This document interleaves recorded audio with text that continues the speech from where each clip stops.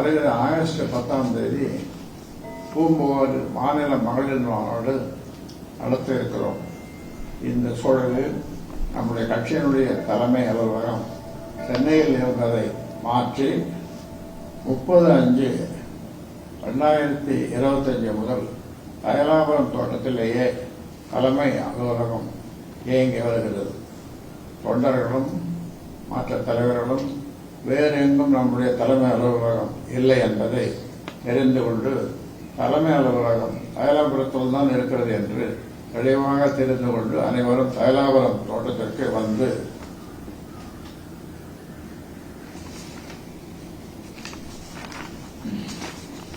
தலைமை அலுவலக பணிகளுக்காக வரவேண்டி சொல்லப்படுகிறது.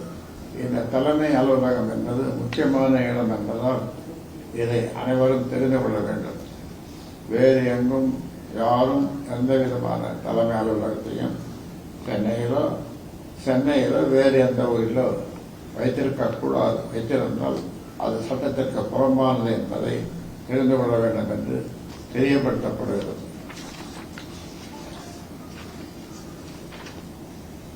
அதே மாதிரி இன்னொரு செய்தி, பத்திரிகை செய்தி 2.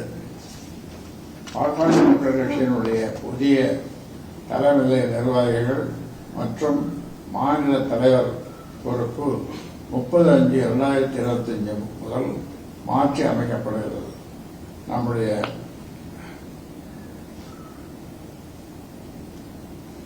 நிறுவனர் தலைவர் மருத்துவர் அவர்களின் ஆலோசனையின்படியும் நம்முடைய சிறப்பு பொதுக்குழு முடிவு செய்தபடியும் மாநிலத்தின் தலைவராக நம்முடைய நிறுவனர் மருத்துவர் ஐயா அவர்களை கடந்த 30/5/25 முதல் செயல்பட்டு வருகிறார்கள். அது மட்டுமல்லாமல் கௌரவ தலைவராக சட்டமன்ற கூட்டத் தலைவரும் சட்டமன்ற உறுப்பினருமான ஜி.கே. மணி அவர்களும் செயல் தலைவராக மருத்துவர் அன்புமணி அவர்களும் பொருளாளராக சையத் மன்சூர் ஹுசைன் அவர்களும் பொதுச் செயலாளராக முரளி சங்கர் அவர்களும் நியமிக்கப்பட்டு அவர்களது பணியை செய்து வருகிறார்கள்.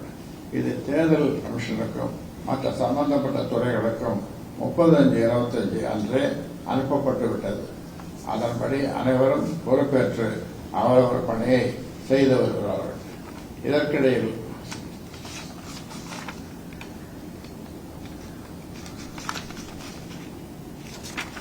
யாராவது அந்த பணியை செய்ய விடாமல் செய்தாலோ அல்லது அந்த பணியை நான் தான் பொறுப்பாளர் என்ற வகையில் பேசிக் கொண்டிருந்தாலோ அவர்கள் எல்லாம் கட்சியினுடைய விதிகளுக்கு உட்படுத்தப்பட்டு ஒழுங்கு நடவடிக்கை குழுவுக்கு உட்படுத்தப்பட்டு நடவடிக்கை எடுக்கப்படுவார்கள் என்பதை கட்சியினர் தெரிந்து கொள்ள வேண்டும்.